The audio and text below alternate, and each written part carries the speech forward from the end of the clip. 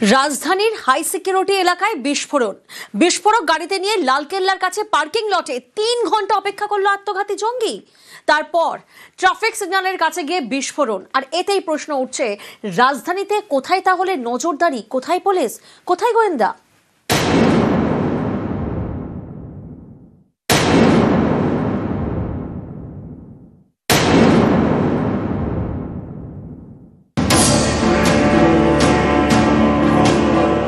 লালকেল্লা। প্রতিবার স্বাধীনতা দিবসে এই লালকেল্লা থেকেই জাতির উদ্দেশ্যে ভাষণ দেন প্রধানমন্ত্রী। ভারতের গৌরবের প্রতীক, হাই সিকিউরিটি এলাকা। সেই লালকেল্লার কাছেই জঙ্গি হামলা, গাড়িতে বিস্ফোরণ, অনেকের মৃত্যু।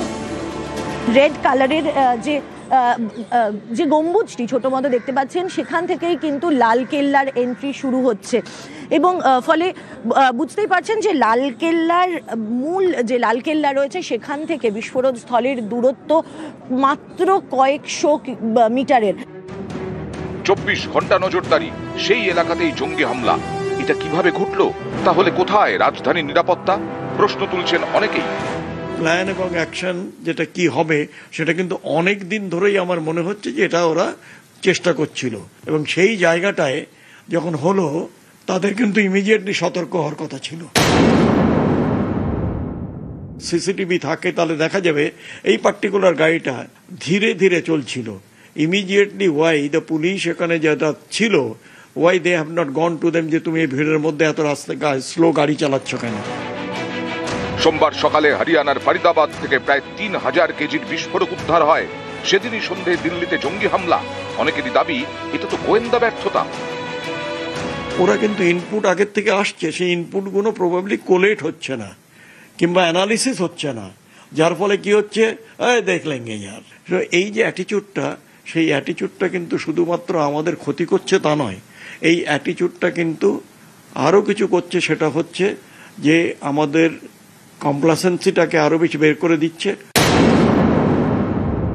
যতগুলো ক্যামেরা আমরা দিয়ে রেখেছি তার ফাইন্ডিংসটা কি? সেটা কি কেউ আগের থেকে করে দিয়েছিল, কাট অফ করে, মানে লাইন কেটে দিয়েছিল? তার অর্থ কি? যদি কেটে দিয়ে থাকে তার অর্থ যে they are already planned and the execution of the serious incident. এটা হলো সারপ্রাইজ এলিমেন্ট, এটা আমরা জানি না।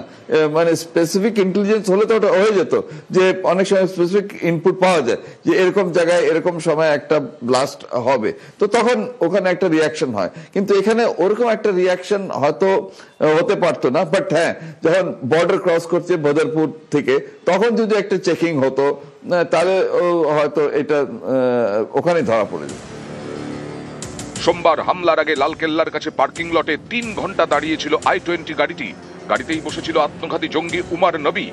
একবারের জন্য গাড়ি থেকে বেরোয়নি। এমন হাই সিকিউরিটি এলাকায় একটা গাড়ি 3 ঘন্টা দাঁড়িয়ে রইল, অথচ কারো নজরে পড়লো না। এটা কিভাবে সম্ভব? কোথায় ছিল পুলিশ? কোথায় ছিলেন নিরাপত্তারক্ষীরা?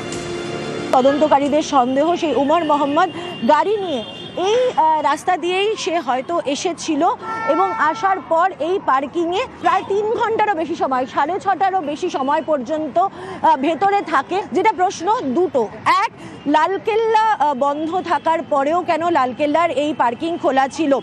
হয়তো কেউ জিজ্ঞেস করতে পারতো যে তুমি 3 ঘন্টা থেকে বসে আছো, আজকে তো লালকেল্লা বন্ধ, কি ব্যাপার? এখন এই জিনিসটা যদি ওখানে যারা আছে সিকিউরিটিতে তাদের মাথায় ঢোকানো হয়, তা নিশ্চয়ই এটাও করা যাবে। বিস্ফোরক নিয়ে সীমানা পেরিয়ে দিল্লিতে ঢুকলো গাড়ি। লালকেল্লার কাছে 3 ঘন্টা দাঁড়িয়ে রইল। তারপর অত্যন্ত জনবহুল একটি রাস্তায় বিস্ফোরণ ঘটালো। এই একটি বিস্ফোরণ জন্ম দিয়েছে একাধিক প্রশ্নের। হামলার আগাম তথ্য কেন পেলেন না গোয়েন্দারা? গাড়িতে বিস্ফোরক নিয়ে রাজধানীতে কিভাবে ঢুকে পড়লো একজন জঙ্গি? দিল্লি থেকে হরিয়ানার ফরিদাবাদের দূরত্ব 60 কিলোমিটারের কাছাকাছি। রাজধানী লাগোয়া এই ফরিদাবাদে প্রায় 3000 কেজির বিস্ফোরকই বা এলো কোথা থেকে? হরিয়ানাতে এত বিপুল বিস্ফোরক উদ্ধার হওয়ার পরেও দিল্লির নিরাপত্তায় কেন ঢিলেমি? নানা মহল থেকে উঠছে প্রশ্ন।